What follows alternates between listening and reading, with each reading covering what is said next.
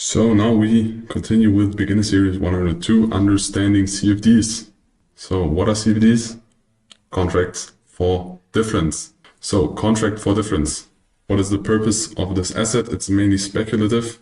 For difference, you earn the difference between the buy and the sell price. So you buy a contract, you sell a contract, and you earn or lose the difference. But the contract is orientated or is based on a specific asset. This can be oil, this can be gold, this can be a currency, anything. What or where is it traded? Mainly over the counter. So there is a decentralized network of brokers, banks, and liquidity providers. So when you trade CFDs through your Forex broker, most likely you have your broker, but the CFD is not created by your broker. Your broker has different liquidity providers in the background. They provide the liquidity, so you can buy and sell anytime in the product. And the broker decides if they really execute you or they will continue to send you to the B book. So there's B book and A book. And B book is you buy, I sell, we get matched. And the broker just executes nothing because they think that you as well as me will lose money. If we lose money, the broker earns money. When the broker decides to execute us on a real exchange, so really, for example, you buy euro dollar and I sell euro dollar, when we have the same amount, the broker can do nothing because one of us will lose money, one of us will earn money, but most likely we don't have the exact same amount we buy and sell, and then the broker can decide if he's gonna hedge this on the real market or not. If he's not hedging it and go, or in the sum, we lose more money, then the broker earns money. If we make money, then the broker of course loses money, but the structure behind CFDs is you have brokers, different brokers, and then you have most of the times liquidity providers in the background, and they are mainly kind of decentralized. I mean, each company, liquidity provider or broker is most of the time centralized, but in the combination it's kind of a decentralized network. And these are the typical retail Forex MT4 or MetaTrader 4, MetaTrader 5 or prop firm contracts or products you trade on those. There is a higher conflict of interest with the broker because of the reasons I just explained. Yes, there are also brokers that execute real time. I mean, you don't really care if the broker is good, the spreads are low and the commissions are low, and you get your money when you earn money. Everything's fine. I mean, you don't have to care if it's A book, B book, and if you're executed. But as we've seen in the past time, in the prop firm space especially, if there's a big conflict of interest, maybe at some point the company is gonna die and you will not be able to withdraw the profits you made on that broker. So you will need to check for a broker with less conflict of interest. But you need to understand the product, and the product you trade. Most brokers are CFDs, contracts for difference. What are the pros of CFDs? You have very low entry barriers and very high leverage. On the brokers you can trade sometimes 0.01 or even 0.01 lot, so very small position size. Usually when you have a future contract you have like a minimum size. There are major contracts and minor contracts, but there's a minimum size that is way higher than trading CFDs on those brokers. And you have very low margins, so you can start trading with like $10 in the account, and then you're able to trade. With most assets or other products you're going to trade, this is not possible. But it is a pro of the asset, so if you want to have very small accounts, the entry barrier is very low. You have very low spreads with a good broker. There are brokers that offer very low spreads, even sometimes lower spreads than you would have in an official future contracts, for example, or future markets, but depends on the broker and also depends on how your broker acts, because sometimes they tell you, okay, the average spread on the platform is XYZ, and then you need to double check, is this really the spread or is the spread sometimes widening when you open a position? CFDs are very user-friendly, so you have an ecosystem. There are very easy to use platforms like MetaTrader, also TradingView, and it's very easy to buy or trade because you can just click buy and sell. When you trade futures or especially options, it's way more complex, and you need to know more for this than trading CFDs. And in CFDs, you have the ability to hedge in the same contract. What does this mean? We'll go deeper into that when we explain futures, but we explain it now shortly here. In a CFD, you can buy, for example, I'm trading gold, and then I buy one lot of gold. And then gold rises, and then I don't want to close my position, but I think gold's gonna correct a little bit or reverse. And then I can sell one lot gold. And then I have two open positions, and then I just have the gold market. There's like whatever the gold market's called, XAU. There are different types how the CFD is named. The underlying asset is gold. I'm trading gold market. I buy one lot. Don't want to close the position. I want to hedge myself. So I sell one lot. Or I can even sell two lots, and then I have like two open positions. One position is long, one position is short, and I can have this at the same time in the same market. When you trade futures, for example, it's not possible. When I buy one contract, and then I want to hedge myself, and I sell one contract, then my contract that is long is sold, and there's not a possibility to have in the same contract, one contract long, one contract short. Impossible there, but with CFDs you can do this. And you have micro lots, as I said at the beginning. So you have very, very fractional, very small shares or contracts you can choose. And that can be very good and useful for risk management, because if you want to do risk management in other asset classes, you need more capital and you have less flexibility. What are the negative sides of CFDs? They are mainly unregulated, or they are regulated in Cyprus or the Bahamas or any other tax-free countries, so there's way less regulation than in other assets.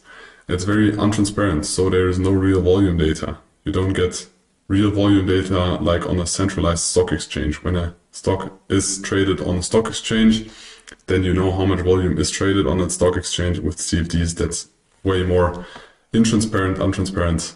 So you don't have a real volume data. The volume is mainly based on ticks. So how often did the price on that day change the price? So when there was a price change, it's one tick.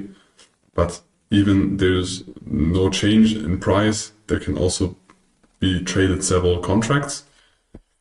We will go through market mechanics in series 200 and deeper into that, but you don't have real volume data with CFDs. And there is a possibility of high spreads or overnight swaps. So swaps are like the interest difference between two currencies. The one currency has a higher interest rate, the other currency has a lower interest rate.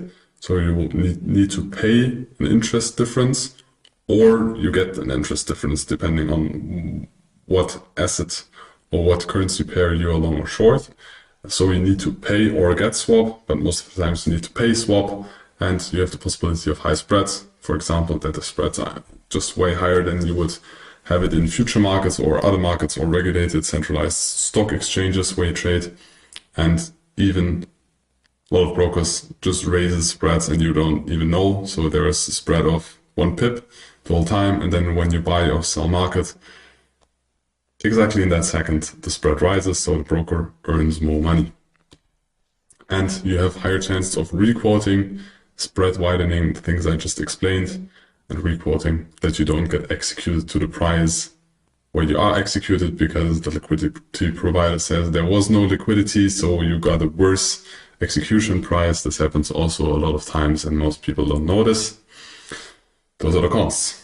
And what order types you have in CFDs? You have buy market, so you buy at the best price that is possible there, but this is decided by either the broker or the liquidity provider behind the broker. What is the best price now you can buy to? It's also called the ask. Then you can sell market. This is sell the best, what's the best price now in the second you can sell to. It's also called the bid. And you can just manually close depending on if you have a long position or a short position. You get the best bid or the best ask price. What are the CFD exit orders? You have a take profit. So you close a position at a specific price. Doesn't matter if it's long or short. It's a take profit, but it depends on if it's a sell or a buy in this case. Or you have a stop loss. It's the same. You have a trigger, and then when this trigger is reached, you sell or close the position at the best price, again depending on if you're long or short. But you just sell the contract or buy one contract. You just close your contract for difference. there are the option to have a trading stop loss or a stop loss that is trailed to the profit or of your position, or that at some specific point the stop losses, for example, move to break even. Those are all public practices. Now we visualize those orders a little bit, CFD pending orders. So you have a limit order. You have a stop order. So a limit order is we have a price point X and then price goes down. So we implemented a limit here or created an order with a limit price here. When the price gets there, we buy. In this case, we sell in this case. Or a stop order is we are below a specific price level, and when this price level is reached, then we buy. So this is like our price is not reached yet, but in the case of a buy, the price is above our price we want to buy. In the case of a stop buy or a buy stop, the price we want to buy is above the current price, but we say when the price reaches that level, then we want to buy. So most of the times we buy into the trend of the market, or we have as the third option, we have a stop limit. So we say the market needs to break through a specific price level. And when it broke the specific price level, then we place a limit order at that price level. Could also be a different price level. It does not need to be the same price level, but I hope you understand the logic. We break through a specific price level in the case of, or in the example of a buy. Of course, all those examples can be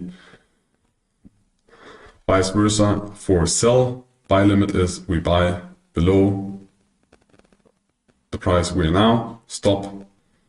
A buy stop is we buy the higher price. When we reach a specific price level, we buy into the market, and a stop limit buy is we reach a specific market point, and then after this trigger happened, then we place a limit.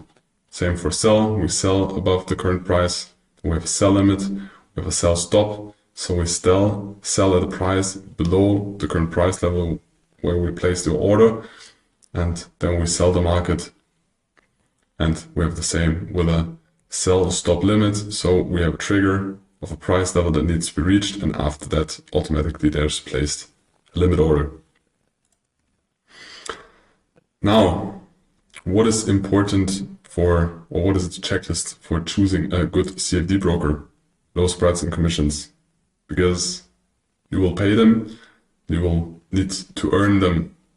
Otherwise, the market's against you. You have a 50-50% of chance of winning and losing when you click buy and sell. But the percentage that is against you, like in the casino, the one green filled in roulette or the zero, this is the spread and commission in trading. And those should be as low as possible, because the higher they are, the more likely it is that you will lose money. You can compare them on forexbenchmark.com. Secondly, it should be regulated with financial authorities. We named some different here depending on where you are.